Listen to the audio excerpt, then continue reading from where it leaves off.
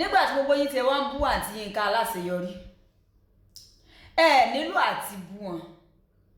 Èmi fẹ̀kàn tẹ́lẹ̀ expect wípé kán sọ ju tán sọ ń lọ kò yé báyìí ní ìsìn. Àṣìṣe tákàn ṣe ni wípé tó bá jẹ́ pé lyrics ẹyọ kan náà ra release ilẹ̀ everybody ó mọ̀ jẹ, wọn ò ní sún síwájú wọn ò ní sún sẹ́yìn. Orin yẹn everybody gbogbo ilé tán ṣe o wọn ò nílò rẹ̀ kò yé báyìí ní ìsìn. Èmi ti mọ̀ wípé ẹ̀yìn wọn ni wọ́n wà torí wọ́n ń jẹ lábẹ́ wọn wọ́n mú bẹ̀. Ṣé ìwọ náà ò kí ń rí bóyá yìí ò kí ń rí ṣá bóyá èmi nìkan mò ń rí kí ń rí tán bá fẹ́ ṣe Thanksgiving tán fẹ́ ṣe gbá tán fẹ́ ṣàwó pọ̀ náà máa ń kọrin bẹ̀ kí ń rí hàn àbí ok tó o bá tì rí ọ lọ wo àwọn kinní wọn YouTube wọn náà kò tí ẹ ní ìdíkọ́ lọ YouTube lórí TikTok tá a wáyé mọ̀ wá káàkiri Facebook ó rí káàkiri. So ẹ wá imagine sí ẹni tí wọ́n ń fowó pè tí sì ń gba mílímílí tán sanwó tiẹ̀ pàṣípàṣí. So expect rẹ̀ kó bọ́ta káàntì yẹn wá sọ wípé ẹ̀yin ìjọba ṣé ká má pín ọ lọ́la ṣé tí wọ́n bá pín ọ lọ́la sọ pín ọ. Mo bèrè lọ́wọ́ rẹ ni o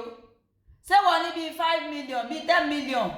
tí wọ́n fi lọ́wọ́ ṣe surprise fẹ́yàn kan àbí tí wọ́n fi wá mínísítà ṣọ́ọ̀ṣì yín sọ ní lọ́wọ́ wo àǹtí ẹja ń ṣe á lọ o èmi ti mọ̀ pé níwọ̀n wọn wà tó rán jẹ lábẹ́ ìjọba wọn. Wọ́n bá wá dìgbà tiẹ̀ tí wọn náà bá ti ń jẹ́ ń bì kan fẹ̀nùsáátà abẹ kán wọ́n pè ọmọ so ti yí fẹ̀nùsáátà abẹ kán wọ́n pè ọmọ. Ìdẹ́mi kan bọ́ wí sí ni wípé kò yẹ kán jáde mọ́ sọ̀rọ̀. Wọ́n bá sọrin ẹyọ kan náà bá ṣe tán kọ́ táwọn èèyàn jẹ bí ẹ gbàgbọ́ ọtí àbí bá dẹ̀ jẹ́ wípé fọ́tò àwọn ọmọ yẹn àbí fídíò kékeré 5 minutes video 2 minutes video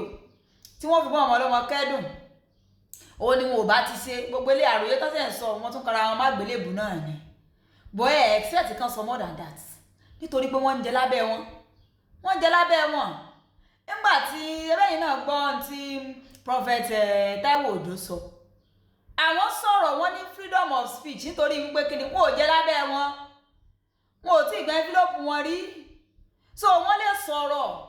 kan imagine nínú gbogbo àwọn bàbá tá à ń sọ wípé wọn ò tí ì bọ́ta sọ̀rọ̀ wọn ò lè bọ́ta sọ̀rọ̀ gbogbo wọn láti lọ Àbújá tó ti gbé envelope dẹ̀dẹ̀dẹ̀ wálé so do you not expect those people to come outside ṣé wọ́n ní wọn ò ṣe dáa ni àbí wọ́n ní wọ́n ṣe dáa tán bá ní wọ́n ṣe dáa ẹ̀yin aráàlú ẹgbẹ̀n hanu tán bá dẹ̀ tún ní wọn ò ṣe dáa wọn ò ní pè ọ́n mọ́ wọ́n sì tún fẹ́ máa jẹ lábẹ́ wọn. Ìtàn sọ ohun ní tí wọ́n ó sọ náà nù so ti yé èmi àti ẹ̀ tá à jẹ lábẹ́ wọn ló tọ̀rọ̀ sí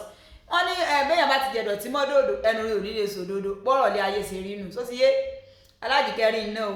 ẹ like ẹ comment ẹ share ó dàbọ̀.